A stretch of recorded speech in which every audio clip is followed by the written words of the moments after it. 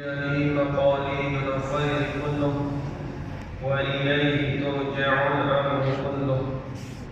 افتح علينا فتحا قريبا يا فتاح العليم يا فتاح العليم يا فتاح العليم. افتح علينا فتحا قريبا. وصلى الله على سيدنا محمد والحمد لله رب العالمين. Alhamdulillah, puji-pujian syukur kita kepada Allah Subhanahu wa taala dengan segala limpahnya dan rahmat daripada Allah. Dapat kita bersama-sama pada pagi ini di dalam kuliah subuh, dan hari ini kita masuk hari yang keempat kita berpuasa di dalam bulan Ramadan. Mudah-mudahan kita berdoa kepada Allah Subhanahu wa taala supaya kita benar-benar dapat kita istiqamah melakukan amalan-amalan sunat yang lebih banyak di dalam bulan Ramadan. Muslimin muslimat hadirin hadirat yang dirahmati Allah sekalian, pada pagi ini insya-Allah perkongsian kita saya akan bawa satu tajuk berkenaan tentang penguzuran daripada makmum, iaitu dengan niat mufaraqah. Dan juga pada sempat insya-Allah saya akan ceritakan sedikit tentang fadilat berjamaah, iaitu daripada 27 darajat insya-Allah. Jadi di sini panduan saya bawa kitab iaitu pedoman solat berjamaah karangan Tuan Guru Haji Abdul Rahman, Lubuk Tapah, Pasir Mas, Kelantan. Yang mana kitab ni pengarangnya ialah Datuk bagi Dr. Luqman, iaitu Mufti Wilayah sekarang. Muslimin muslimat yang dirahmati Allah sekalian, jadi berdasarkan dari kitab ni diambil daripada kitab-kitab yang muktabar di dalam kitab-kitab besar, kemudian dihimpunkan di dalam kitab ni supaya lebih ringkas dan faham. Baik, saya akan mulakan insya-Allah. Bismillahirrahmanirrahim. Qala Syekhul Musannif rahimahullahu ta'ala wa nafa'ana bi'ulumihi fid darain amin ya rabbal alamin. Dan niat mufaraqah makmum dengan uzur tiada luput fadilat jamaah. Jadi masalah di sini tidak cerita pula masalah niat mufaraqah. Terkadang ada kalanya wajib, terkadang ada kalanya harus, terkadang ada kalanya makruh. Di sini tengok dia nak cerita pula apa yang dikatakan niat mufaraqah makmum dengan uzur. Lagi pula dia tidak meluputkan fadilat jamaah. Dia masalah meluputkan fadilat jamaah ini tuan, iaitu 27. Kadang-kadang kita banyak salah faham masalah fadilat jamaah ni. Adakah makmum pun dia datang lambat dia meluputkan fadilat jamaah? Adakah makmum itu dikatakan apabila dia niat mufaraqah dia meluputkan fadilat jamaah? Di sini ada perbahasan yang terperinci berkenaan tentang niat mufaraqah. Jadi kata musannif, dia kata niat mufaraqah oleh makmum dengan uzur itu tiada luput fadilat jamaah. Jadi tiada menghilangkan fadilat jamaah yang 27. Seperti dia kata keuzuran diri makmum, yakni seperti yang berlaku ke atas keuzuran bagi makmum. Jadi contoh kita kata keuzuran bagi makmum ni ulama bahas sama ada keuzuran itu boleh meninggalkan jamaah ataupun tidak. Seperti sakit, contoh kita biasanya orang sakit perut, adakah yang meluputkan fadilat jamaah? Itu tidak meluputkan fadilat jamaah. Contoh dia bukan batalkan sembahyang, dia hanya niat mufaraqah. Apa maksud mufaraqah? Apabila niat mufaraqah, dia niat untuk bercerai sembahyangnya daripada imam. Maksudnya dia tidak mengikut imam. Makmum tadi dia tidak mengikuti imam. Bukan kata dia sembahyang tu imam yang mufaraqah, lepas tu dia batal sembahyang, dia angkat sembahyang, dia ambil angkat takbir balik. Dan itu maksudnya. Apabila dia niat mufaraqah, dia sembahyang di dalam keadaan mengikut peraturannya sendiri. Maksudnya dia sembahyang dalam keadaan solat. Sekalipun kita kata dia duduk di belakang imam, dia tak tahan rasa sakit perut. Lepas tu dia tengok imam tu baca panjang untuk. Lepas tu dia boleh niat mufaraqah dan dia teruskan sembahyang dia dalam keadaan sendiri. Bukan kata niat mufaraqah berhenti sembahyang terus main ke belakang. Tu bukan niat mufaraqah. Itu dah batal sembahyang. Tadi banyak orang tidak ingat niat mufaraqah tu dia boleh sembahyang kat belakang. Bukan, itu dah batal sembahyang. Jadi niat mufaraqah ni dia nak sembahyang dalam keadaan kita mudah-mudahan kata cepat maksudnya tak mengikuti imam. Jadi kalau dia tidak mengikuti imam, dia boleh sembahyang sendiri sebab ada keuzuran yang berlaku pada diri seseorang itu. Contoh sakit. Bila sakit, kalau sakit maka dikatakan dia tidak meluputkan fadilat jemaah. Sedikit boleh tak luput sebab ada keuzuran. Contoh kita kata dia sakit perut, jadi dia tetap dapat 27 tu dia tetap dapat. Cuma disebab sedikit atau banyak dari segi kelakuan dan perbuatan itu tak sama. Ini saat ini kita akan bahas macam mana kita tak sama tu. Itu yang pertama. Atau meninggal imam akan sunat yang dimaksudkan, seperti tasyahud awal atau qunut, atau melebihi memanjang imam padahal makmum dhaif, atau ada gaduhan. Tadi kitab ini dia terjemah dalam bahasa Kelantan. Jadi takut sakit kalau kita baca gaduhan tu jadi gaduh, bukan itu Jadi gaduh di sini maksud bersibuk.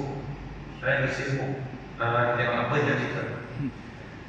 Jadi ataupun meninggal imam akan sunat yang dimaksudkan. Kalau di dalam kitab Tuhfatul Muhtaj karangan Imam Ibn Hajar Al-Haythami,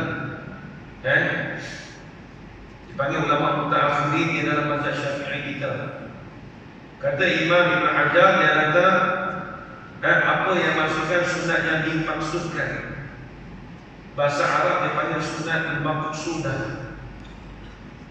Sunat maqsudah ni sunat dengan makna ada tujuan yang ada keuzuran. Jadi sunat maqsudah ni kalau dalam kitab-kitab yang kecil dia tidak disebut. Cuma dalam kitab-kitab yang besar tu dia disebutkan. Sunat maqsudah ni contohnya seperti tasyahud awal.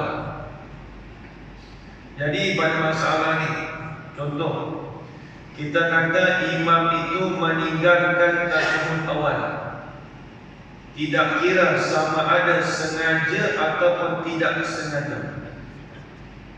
Apabila imam meninggalkan tasyahud awal, bagi makmum di belakang itu harus dia niat mufaraqah. Padahal dia nampak berkecil ya.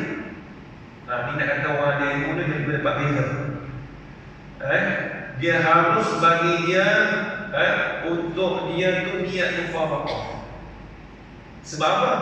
Kerana dia niat mufaraqah itu kerana untuk dia mengerjakan tasyahud awal.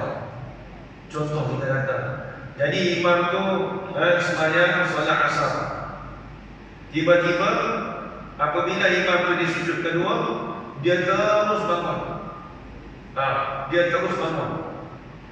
Bila dia terus bangun, bagi makmum tadi tu, dia tahu kata imam tu meninggalkan tasyahud awal.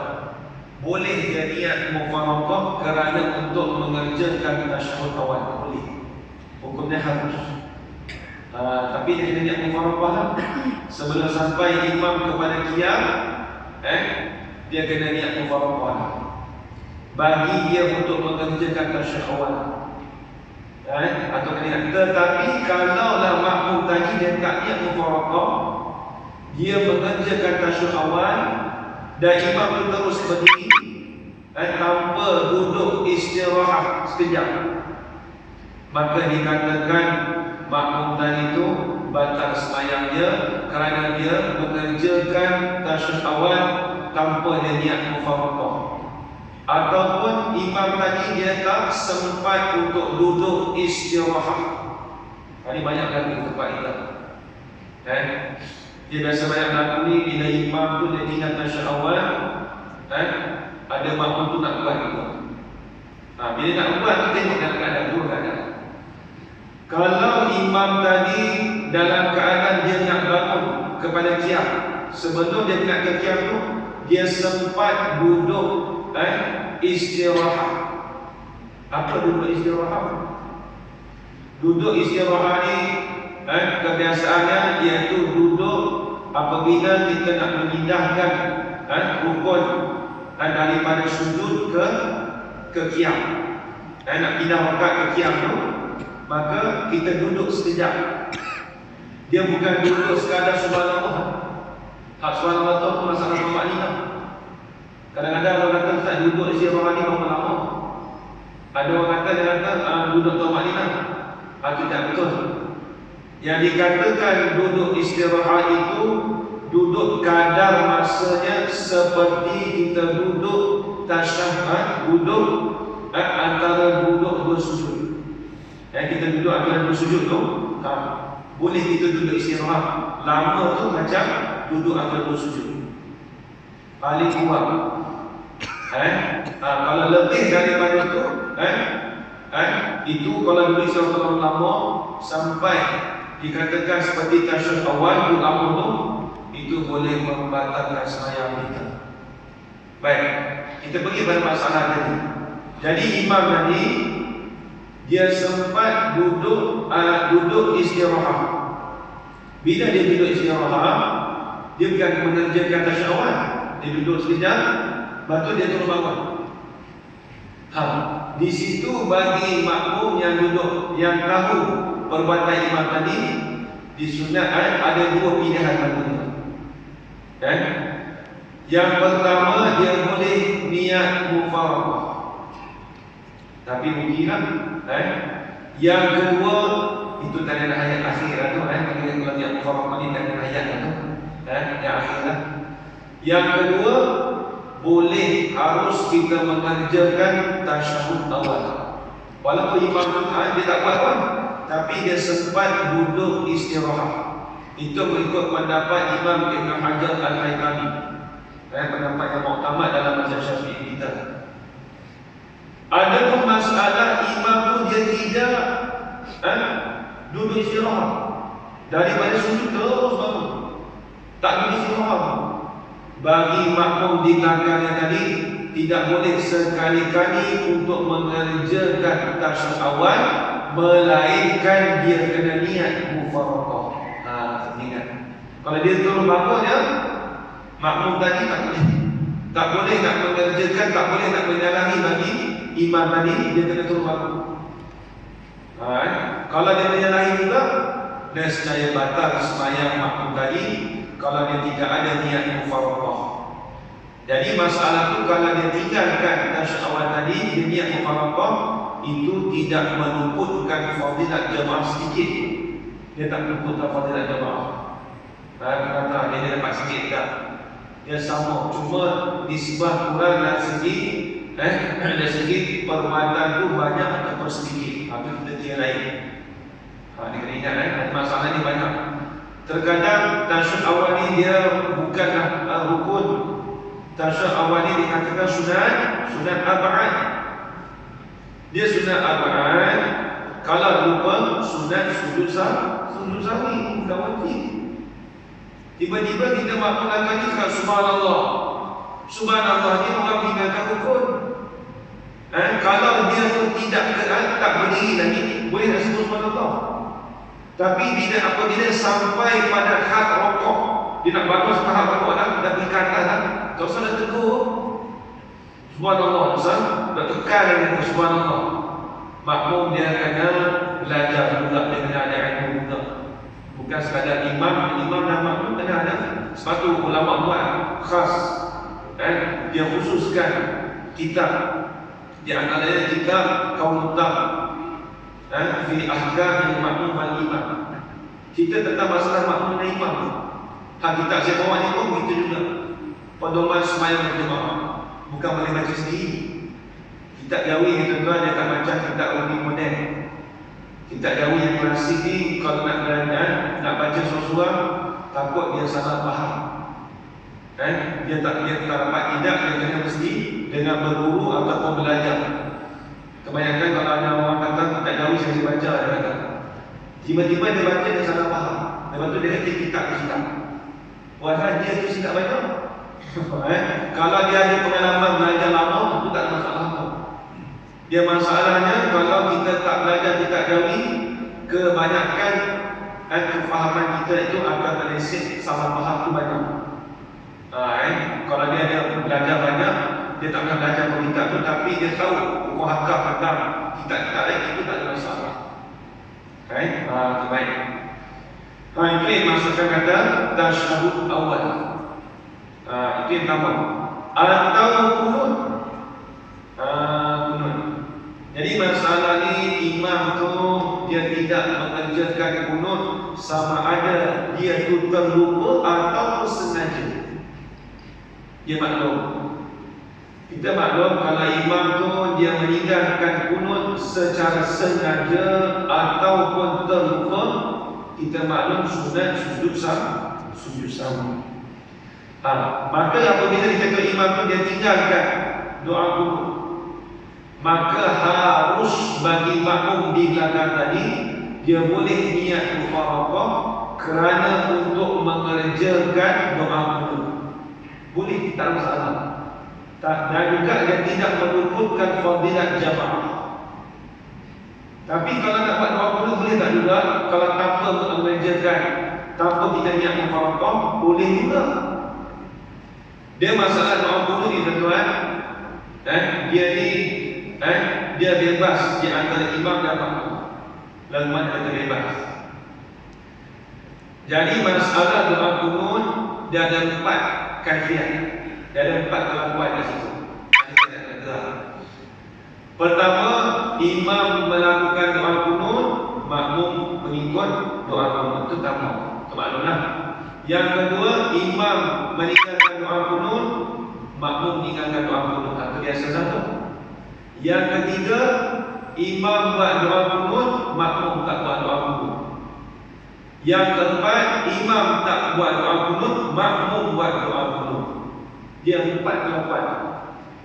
Sebab tu tak ada isu apa kalau kita kata tempat tu dia tak buat doa kunut. Kita nak buat doa kunut boleh tak? Boleh, tak ada masalah. Tapi ada syarat. Boleh tu ada syarat. Jangan sampai imam itu melebihi 2 rukun fi'li. Jangan sampai imam itu melebihi 2 rukun fi'li daripada makmum dia. Contoh, makmum baca doa kunut, imam tu dah sujud dah. Dia baru masuk 1 rukun. Dia tak sempurna dia turun tapi baru masuk. Apabila dia berpindah kepada duduk antara 2 sujud, makmum masih lagi membaca doa kunut, itu hukum dia makruh, tak batal lagi.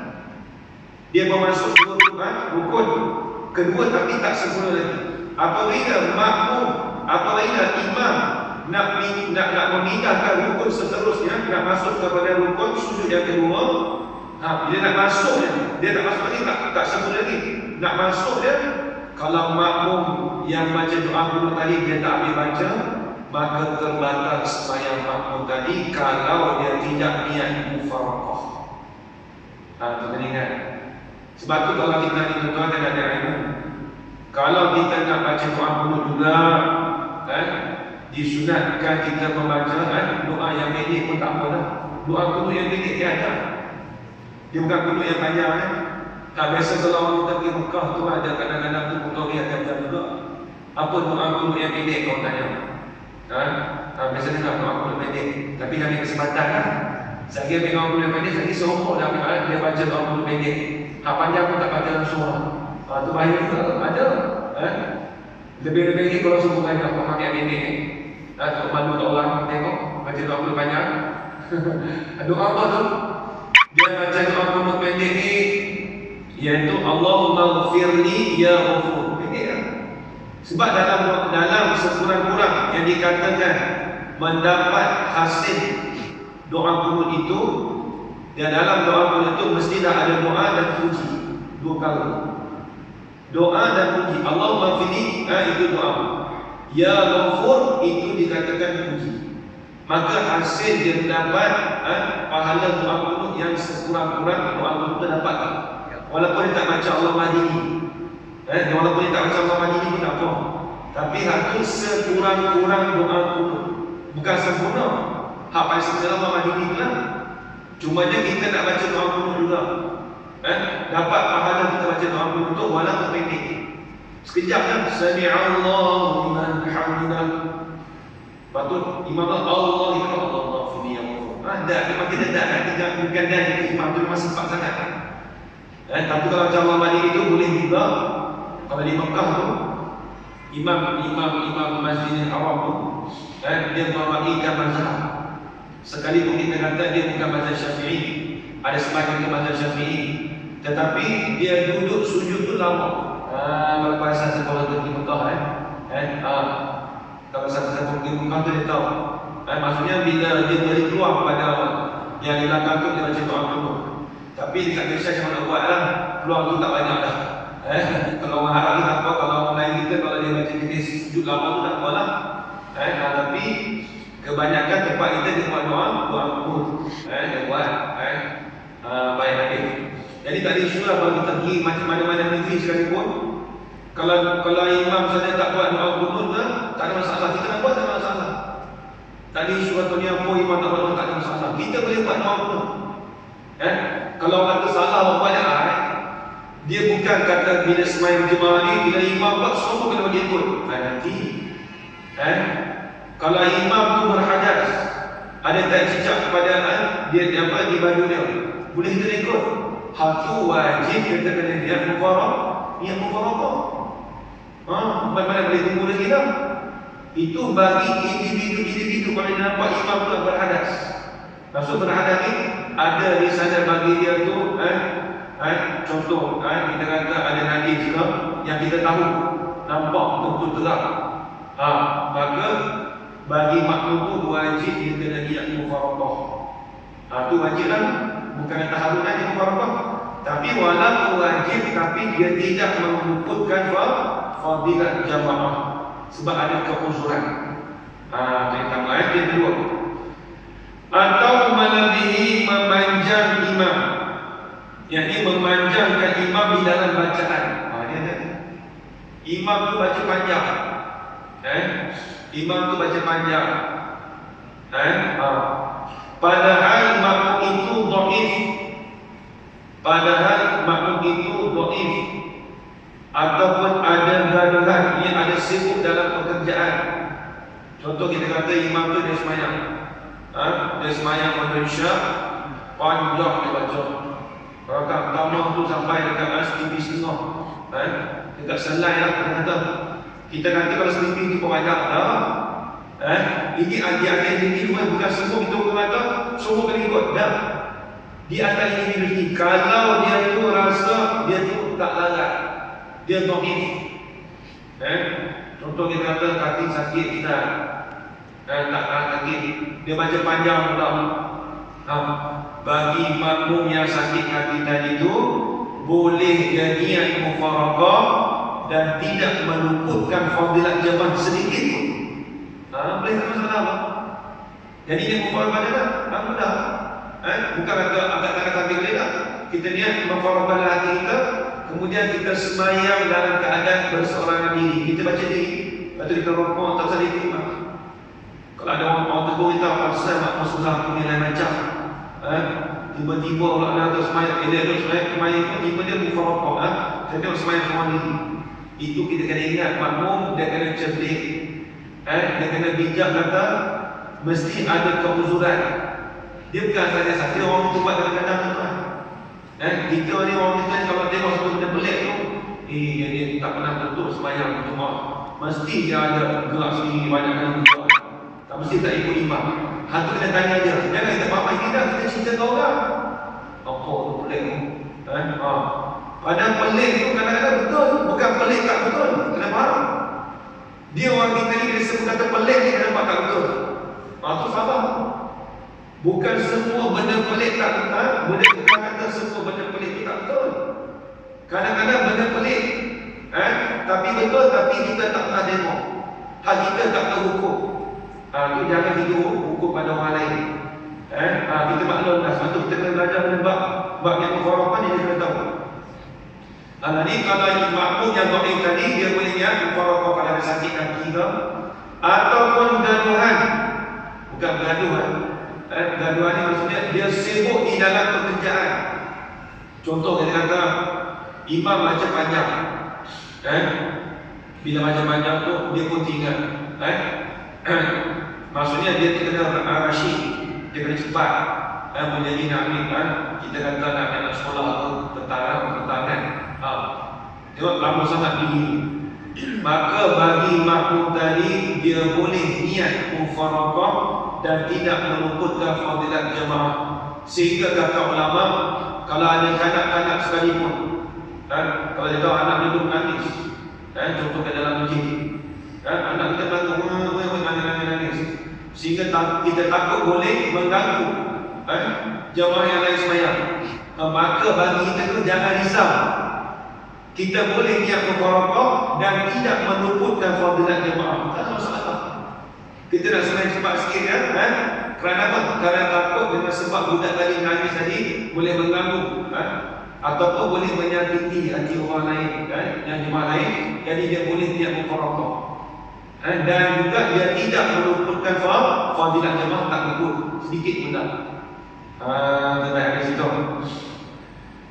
Sebab tu dia kena habis tu. Itu masalah harus. Dan terkadang wajib niat mufaraqah. Dan terkadang wajib niat mufaraqah seperti datang suatu yang seperti berlaku sesuatu perkara yang membatal bagi sembahyang imam, padahal mengetahui makmum. Jadi makmum tu tahu kata imam tu batal sembahyang. Tahu macam mana? Tahu kata sekiranya kata nampak macam kaki dia tu ada jejak tu, foto dia belakang kan, nampak. Ni individu bukan kata semua pakai dengan apa ada. Ini masalah individu. Masalah berseorangan, bukan masalah orang ramai. Tak. Jadi kalau dia nak tahu kata kalau dia tahu kata makmum tadi, imam tadi tu ada berhadas, contoh dia bau ke, contoh bau wangi kata memang ada imam, contoh kalau dia tahu semua lah. Kalau tak tahu jangan. Ataupun kita nampak memang nampak najis dekat imam tadi. Ataupun kita tahu kata imam ni tadi ni nampak tadi ni dia tersentuh apa contoh dia tahu sentuh tu kuat. Dia tahu itu dia tak boleh mengikut imam tadi, dia tak ikut. Dia tak boleh ikut tengok. Maka melazimi wajib akan makmum niat mufaraqah dengan segera. Tak boleh laku lah. Kalau kata dia ada perkara kita kata yang membatalkan sembahyang bagi imam tadi. Kebanyakan orang kita masalah apa? Biasa hadas tak? Masalah yang berlaku tempat kita ni, dia bukan masalah hadas. Masalah kita kata imam ustaz dia baca Fatihah ustaz, saya tak sedap ustaz. Ada banyak dalam tempat kita. Dia punya huruf tak tegak ustaz. Ni saya rasa orang tanya saya ni. Ini masalah ni. Dia masalah dia kata imam tu dia baca tu bukan masalah tajwid. Masalah mencacatkan Fatihah dengan sekira-kira huruf tadi itu jadi bertukar. Itu kena ingat. Masalah tu kadang-kadang orang tu dia kata ustaz, orang ni baca dalam Allah saya rasa salah ustaz. Itu kena individu, dia bukan boleh urus semua. Kawan tu pandai tajwid sikit, dia pandai dalam hukum 5 tu, tak kena ni, tapi tak kena tu meninggal. Dia bukan kata benda tak kena dalam tajwid, tak kena dalam bab sembahyang, atau lain. Ada masalah tajwid, sifat huruf, makhruf huruf, ada tak kira. Dia jangan sampai tertukar ayat, ataupun jangan tertukar baris ataupun tertukar makna. Tu kena tahu tu. Bukan kata apabila tak kena dengan ilmu tajwid, kita kata orang ni hukumnya sembahyang tak sah. Jangan. Hukum fiqah dan hukum tajwid itu berbeza. Kebanyakan kita selalu tengok, kita faham tadi, orang ni tak sah sembahyang Ustaz. Dia punya mustaqi tukah pun dia nikah kan? Dia tu. Dia bukan kosak nak nikah. Aku tak tahu. Dia dari situ nipis tak boleh pusat dia. Itu dia kata dia tahu. Dia tertukar balik ke tak? Lain makna ke tak? Satu hukum mereka dia nilai macam tu. Tajwid dia hukum masalah baris, sifat huruf, masalah huruf, itu masalah dia tak campur. Cuma dia sepatutnya afdal yang jadi imam tu, orang tu mesti orang yang qori, kita maklum, fasih. Tapi terdahulu di atas fasih mesti orang yang faham, faqih di dalam bab ibadat, iaitu bab sembahyang berjemaah. Itu nombor satu sekali. Di atas pemerintah, di kawasan ataupun nazir di dalam sesuatu masjid, mestilah dia memilih orang yang menjadi imam tu yang mula-mula sekali, mestilah orang tu dia melihat, dia tilik kepada orang tu faqih, bukan tengok pada suara. Sebab kerana suara ni dia duduk pada ranking yang ke-6, bukan duduk ranking kedua. Hari ini dia duduk qori. Apa qori? Bukan qori tu baca sedap. Qori ni orang yang fasih membaca Al-Quran dan dia menjaga sifat huruf dan makhraj huruf dan menjaga hukum tajwid. Itu nombor 2. Dia jatuh nombor 2, bukan jatuh nombor 1. Tapi zaman kita ni tuan-tuan, dia tak macam zaman dulu. Zaman kita ni sekarang payah lah. Jadi imam kata suara tu sedap lah ke depan, sedap ni imam ni. Dia bukan maksud sedap tak sedap. Kita takut kan kalau dia tersilap kan. Kalau takut kata tak sembahyang ni tersalah, habis selera habis. Satu masjid, berjemaah habis semua. Banyak berlaku, sebelum banyak berlaku. Dulu zaman ayah dulu 4-5 tahun lepas tu dekat Puncak Alam, masa Sakrawin, dia sebenarnya Malaysia. Kata imam tu lupa satu ayat lah. Dah tahu kata satu ayat, saat dia tahu kata tinggal dah, tak ada orang tegur, tak pergi. Kawan tu tak pergi, ikutlah imam pula lah. Nak ke mana ni? Sampai minta hukum fatwa mufti. Sebenarnya benda tu hukum dia sikit dah, tak payah minta fatwa pun tak apa. Kalau dia buat tu tahu semua dalam rumah tu, dia mesti ada orang pandai fakir juga. Kita ni tuan-tuan nak imam yang betul-betul suara tu penting. Ada orang ustaz seorang ni lah padahal yang ambil, kita akan mikir sekali sahaja sebab kadang-kadang mengantuk. Ini masalah tu, isu tu biasa kita tak nak ambil kira tu. Nombor 1, kena tahu orang tu mesti dia fakir dalam bab solat berjemaah. Tak mesti kata orang tu fakir dalam bab muamalat, dia fakir dalam bab solat jemaah. Tak mesti.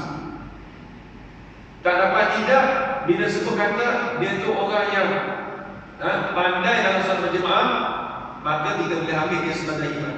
Sekali pun kita kata imam tu dia kita letak imam nombor 3 ke 4, tak kisah.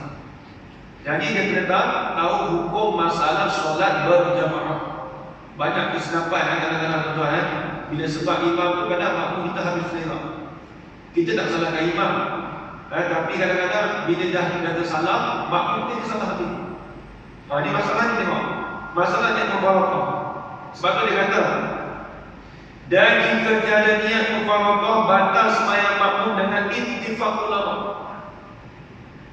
Dengan sepakatan ulama, apabila makmum tadi dia tidak berniat mufarakah, dia tahu kata imam tu salah baca, Fatihah dia tertinggal.